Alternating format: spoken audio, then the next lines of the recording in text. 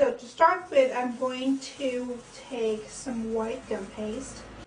I'm just going to press it between my fingers so I condition this dough.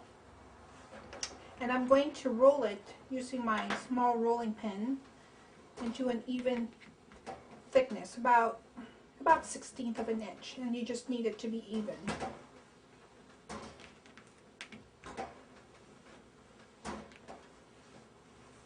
If you are using the Petal Crafts set of Dogwood cutters, you will receive a flower cutter, a sepal cutter, and 2 silicone things that is for veining the petal and also for molding the center of the petal of the flower.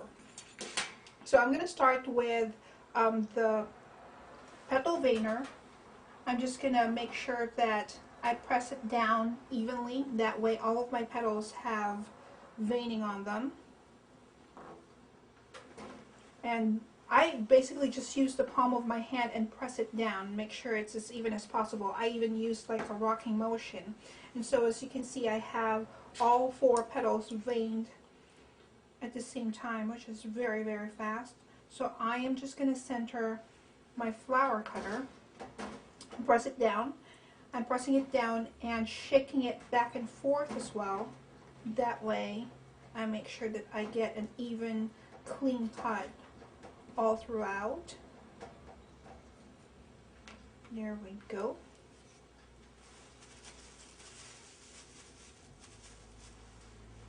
So I'm going to take that petal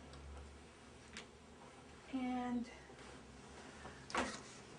get my petal foam pad, place it on top, and I'm going to use my ball tool, which I'm going to hold kind of like I'm holding a pen. Use it to outline the sides of each petal. That way I thin the edges. If you have any of like that, the fuzzy sides, you can just use the back of your nail and just run it through and you get rid of it.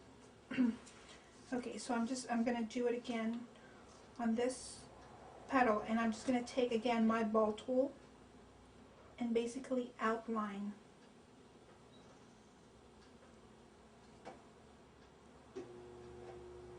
the sides of my petal. So the more pressure that you put on your ball tool, it will also transfer into the petal and make that kind of wavy effect on it, which we like because we like that the petal has that natural flounciness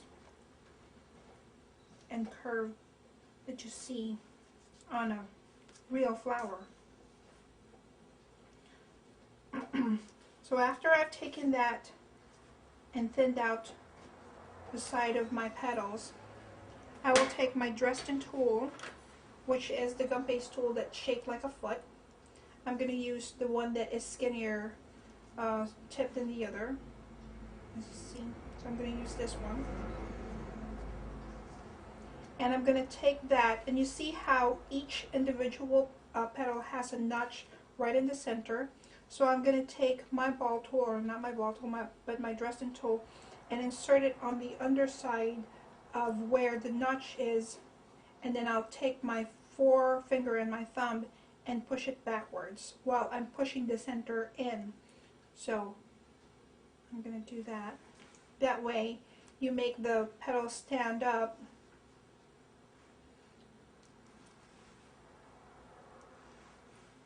and make that notch a little bit more pronounced. So again, I'm taking that Dresden tool, I'm pushing both sides of the petal backwards while I'm pushing the center in. There we go. So you see how each individual petals are now have that shape. And then I'm going to take my largest cup where I dry my Dogwoods in. It has a flat side, as you can see. It has a flat bottom, so this is the ideal drying former for Dogwoods. If you don't have this, you can just take like a cup and line it with paper towel to the form that you want the dogwood to be, and then you can just try it there. Alrighty. So after that, I'm going to take a little bit of a chartreuse green gum paste. And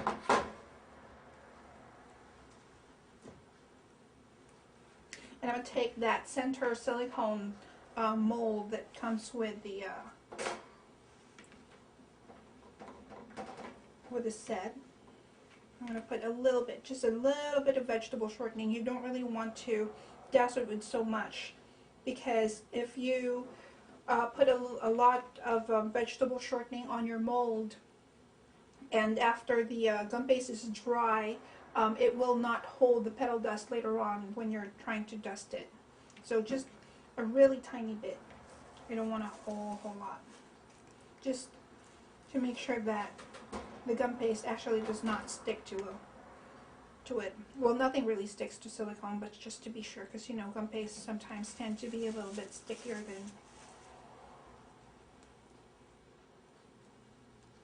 than most. Okay, so I'm just gonna take that and press it in, and then I'm gonna take my painter's palette knife and rub it with a little bit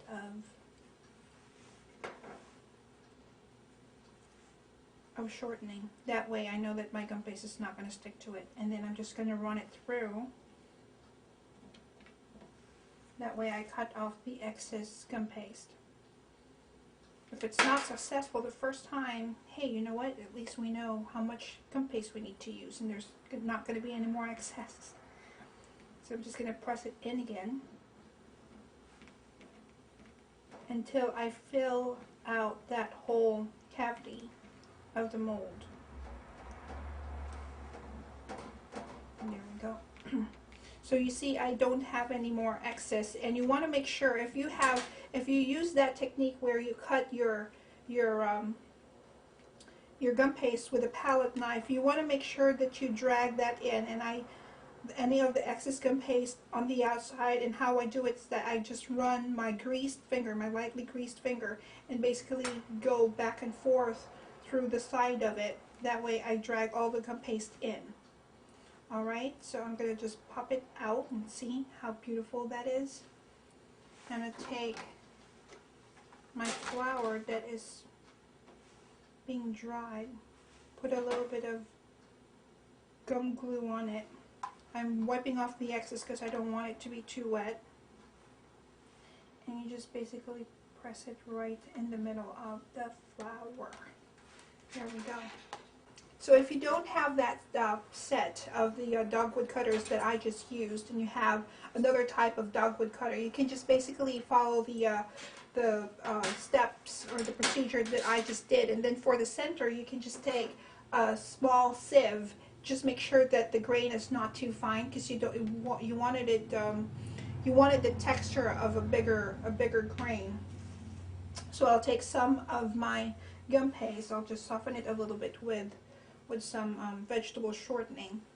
Also, one great thing that I need to tell you is that if you have a gum paste that is a little bit too tough, you know how when it's drying already, and it can still be used, but you know it's not taking as much veining because it's beginning to dry, you can put a little bit of glycerine, mix in a little bit of glycerine to that gum paste until you achieve the consistency that you want. But don't put way too much, because then your gum paste is not going to dry.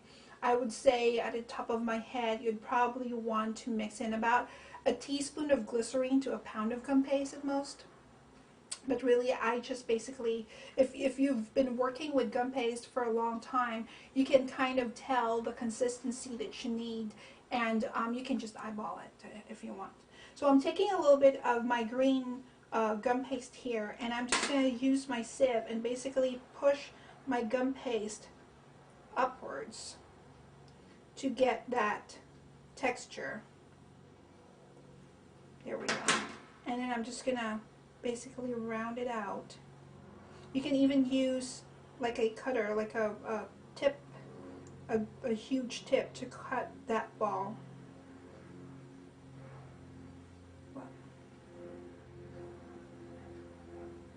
and you can use that as a center of your dogwood. You can even push it even further so it has that fuzzy things that are coming out. So that's another way of doing it. Alrighty. So after you've done that, you just let your gum paste, your flour dry for 24 to 48 hours, however much time you need to, let your flour dry. And here I already have something that I've dried for about 24 hours.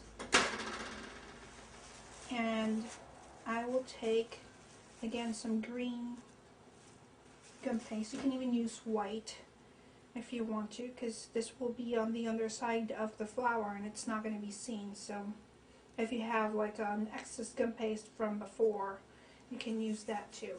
So I'm just going to start with a round, which is about the size of, let's see here, there you go, third to the largest, on my measuring ruler, and then I'm gonna put pressure on one side of that ball so that I make it into a teardrop, and then halfway length through that teardrop I will press it down just like so.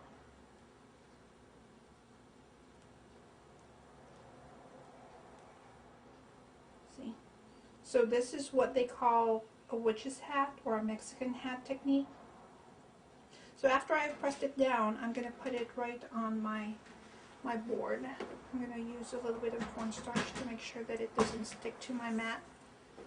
And then I'm going to get a pick. This is actually a cocktail stirrer that I got from a hotel. I just broke off that end that they put on there with the hotel name. And I just saw it and I thought, hey, you know what, this will be a good small rolling pin for me, and that's what I did. So, you know, be on the watch out, be on the lookout for all those everyday things that you could use to make your flowers. It's a good thing. Okay, so I'm just basically rolling that pin to flatten my gum paste, and I'm taking my sepal cutter, make sure that it's a little bit too small. So I'm just going to spread it a little bit more so it's to the size of my sepal cutter. And the sepal cutter of the dogwood is a little bit bigger just because you want that additional support on the petal, because as you see, this is not an individually wired petal, and it has a tendency of being more fragile than the ones that are individually wired. So you wanted that bigger sepal so that it adds a little bit of a support there. There you go. So I'm just going to cut this. Again, I'm just going to press it down and shake it back and forth. That way I get a really clean cut on my sepal.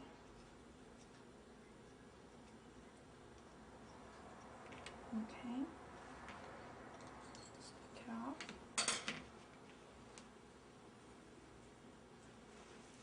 And you don't even really need to thin it out. You can, you know, I'm just going to take my ball tool and just basically thin it out a little bit. You don't really need to. I'm going to take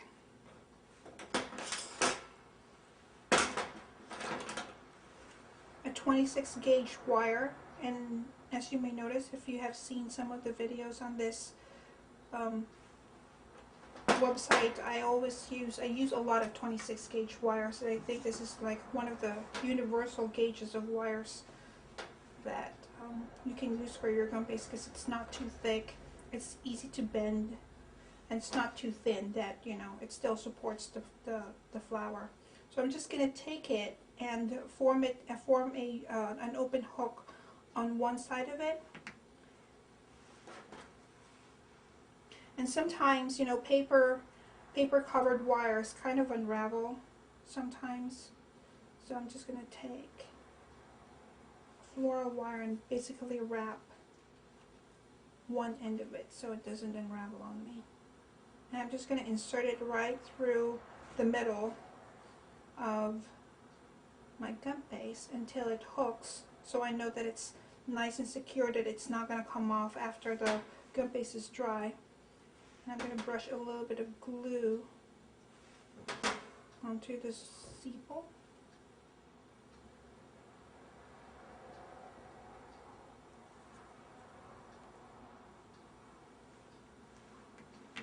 And put that onto my flower. Okay, so again, you're going to dry this for another 48 hours until it's nice and dry. Okay, so after you've dried the flower, so this is dry, the sepal is dry and the flower is dry as well, it's time for us to dust it. And I'm going to use my palette dust again. If you don't have a palette dust, you can of course use your petal dust, and you just take it and put it on a piece of paper. So I'm going to use like an old rose. So for the center, let's do the center first. For the center, I'm going to use my lime green color, and basically dust the center of my flower. And again, I'm using a flat brush, and I'm just dabbing it onto the center of the petal. I can actually use a little bit of spring green as well. So you want it to dust outside of that center as well, just a little bit, and then brush it towards the tip of the of your petals, like so.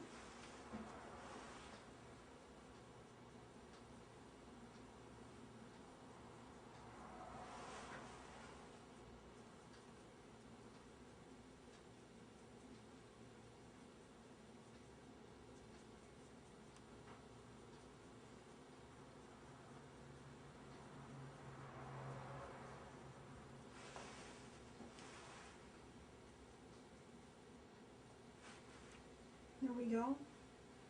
So it's nice. It has that nice green color.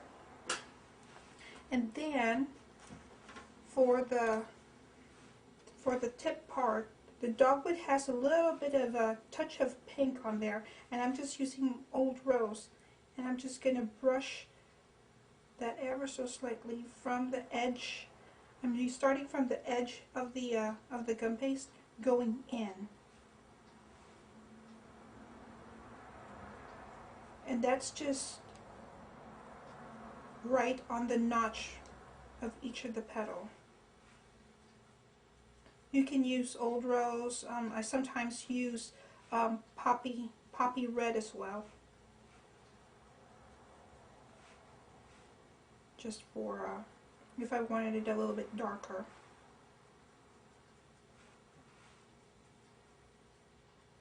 There you go. And normally I use like two types of color, and I would use a little bit of the burgundy, or like wine, just on the tip, just to give it that depth of color.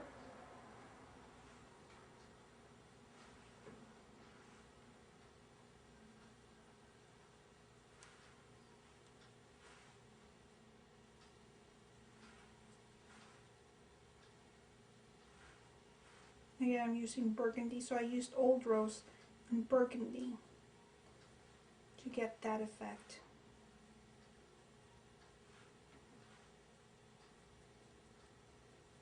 There we go. And then instead of steaming, and I know maybe some of you have used steaming, have steamed your gum paste flowers. That's just, to me, because I'm lazy. I try to skip a step that is another step for me to like pull another type of, you know, of gadget or equipment or anything like that. I would use like a blush brush. This is with a sepal tip, and I just take my pearl dust and basically mist that petal, so I kind of have, you kind of have that dewy look from steaming, but not necessarily having to go to the stove and boil water and waiting for it to steam up and then steaming up your flour. It's just another step that we can skip, you know, but still have that effect that we are going for. And this is how you can achieve it, so you still have that dewy look from your flour. And this is a very nice flour to use for like a cascading design on your cake, or even something to fill bigger flowers with.